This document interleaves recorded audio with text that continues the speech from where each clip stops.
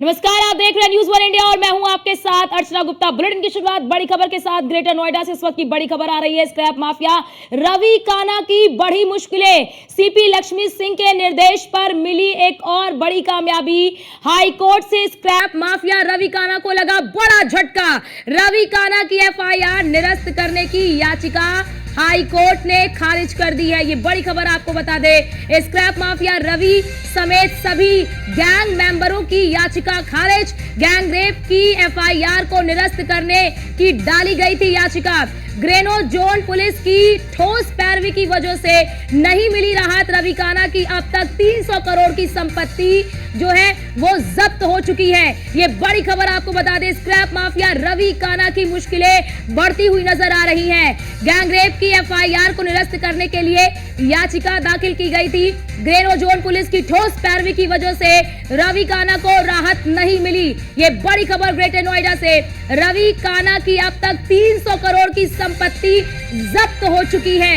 ये बड़ी जानकारी आपको दे रहे हैं ग्रेटर नोएडा से। स्क्रैप माफिया रवि काना की मुश्किलें अब बढ़ती हुई नजर आ रही हैं। सीपी लक्ष्मी सिंह के निर्देश पर मिली एक और बड़ी कामयाबी।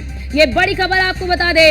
हाई कोर्ट से स्क्रैप माफिया रवि काना को बड़ा झटका लगा है। तो स्क्रैप माफिया रवि काना को हाई कोर्ट से ये बड़ा झटका लगा है। रवि काना की एफआईआर निरस्त करने वाली याचिका हाई कोर्ट ने खारिज कर दी है। स्क्रैप माफिया रवि समेत सभी गैंग मेंबरों की याचिका को भी खारिज किया है। तो ये बड़ी जानकारी आपको बता दे। गैंग रेप की एफआईआर को निरस्त करने के लिए याचिका दाखिल की गई थी। ग्रेनो जोन पुलिस की ठोस पैरवी की वजह से राहत नहीं मिली। ये बड़ी जानकारी आपको दे दे। रवि काना की अब तक की बात करें तो 300 करोड़ की संपत्ति जब्त हो चुकी है। ग्रेटर नोएडा से ये खबर। स्क्रैप माफिया रवि काना की मुश्किलें अब बढ़ती हुई नजर आ रही है। और हमारे साथ ब्यूरो चीफ निशांत हमारे साथ जुड़ चुके हैं फोन लाइन पर। निशांत, रवि काना की मुश्किलें अब बढ़ती हुई नजर आ रही है। देखिए अर्चना, जिस तरीके से देखा जाए गैंगस्टर जो रवि काना माफिया है, स्क्रैप माफिया, उसके खिलाफ गैंगरेप का एक मुकदमा सेक्टर 39 थाने में दर्ज होता है। उसके अलावा गैंगस्टर का जो मुकदमा है वो बीटा 2 थाने में दर्ज होता है। और जिसके बाद जो है इसमें याचिका दोनों एफआईआर को निरस्त कराने के लिए डाली जाती है। अब जो है ये साफ तौर पर देखा जा रहा है कि ये जो याचिका है वो निरस्त न होने की वजह से खारिज हो चुकी है। याचिका दोनों खारिज हो चुकी है और सभी तरीके से जितनी भी याचिका हाई कोर्ट में डाली गई थी वो कहीं ना कहीं ग्रेटर नोएडा पुलिस की पैरवी के बाद जो है खारिज हो गई है। और साफ तौर पर कहा जा सकता है कि रवि काना जो माफिया, स्क्रैप माफिया, जिसके खिलाफ लगातार गौतम बुद्ध कमिश्नरेट जो पुलिस है, ग्रेटर नोएडा जो पुलिस है, वो लगातार कार्रवाई कर रही थी। अब कहीं ना कहीं राहत भरी खबर पुलिस के लिए साफ तौर पर देखी जा सकती है, क्योंकि याचिका जो डाली गई थी वो निरस्त हो गई, मतलब खारिज हो गई। और कहीं ना कहीं अब जो है मुश्किलें जो है रवि काना की साफ तौर पर बढ़ती हुई देखी जा सकती है। जी निशांत, जरा ये भी बताइए कि पुलिस ने जो अपनी पैरवी रखी उस पैरवी में क्या कुछ मुख्य बातें और बड़ी बातें कही गई हैं? देखिए, जिस तरीके से कहा जा सकता है कि रवि काना स्क्रैप और सरिया का काम करता था। रवि काना के गैंग में बहुत सारे लोग थे। रवि काना के गैंग में एक काजल झा जो इसका सीए का काम देखती थी, वो इसकी गर्लफ्रेंड भी थी, वो भी कहीं ना कहीं शामिल थी, उसकी पत्नी शामिल थी। इस पूरे मामले में, इस पूरे नेक्सस को कई लोगों को जेल भेजा गया।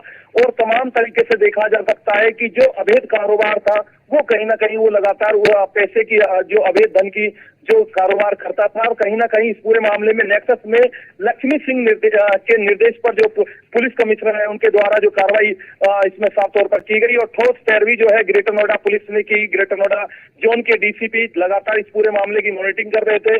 बीटा 2 थाना और नॉलेजपुर की थाने की जो पुलिस है वो कहीं ना कहीं इसमें साफ तौर पर मामले की कार्रवाई करने में जुटी हुई थी। अब जो है इसमें साफ तौर पर जो रवि काना है उसके वकीलों के द्वारा इसमें याचिका डाली गई थी एफआईआर निरस्त कराने के लिए। लेकिन जो पैरवी जो पुलिस की तरफ से की गई तो साफ तौर पर मुकदमे दोनों जो है वो कहीं ना कहीं खारिज कर दिए गए। दोनों याचिका खारिज कर दी गई है। साफ तौर पर कहा जा सकता है कि जो पुलिस की जो माफिया है, स्क्रैप माफिया, उसकी जो मुश्किलें हैं वो साफ तौर पर बढ़ती हुई नजर आ रही हैं अब। जी बहुत शुक्रिया आपका हमारे साथ जुड़ने के लिए, तमाम जानकारी साझा करने के लिए।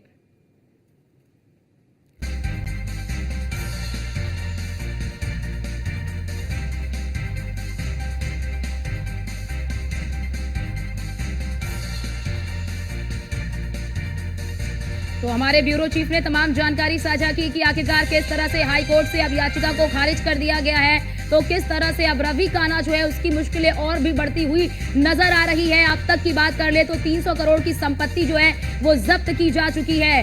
गैंगरेप की एफआईआर को निरस्त करने के लिए याचिका डाली गई थी।